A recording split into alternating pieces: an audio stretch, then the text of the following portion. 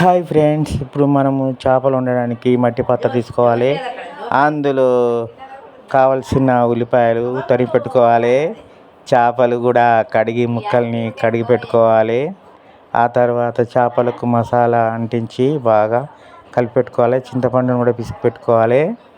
ఆ తర్వాత చేపలలో కొంచెం మసాలా వేసి దానికి తోడుగా కొంచెం చింతపండు కలిపిన రసాన్ని కొంత కలిపి నానబెట్టుకోవాలి.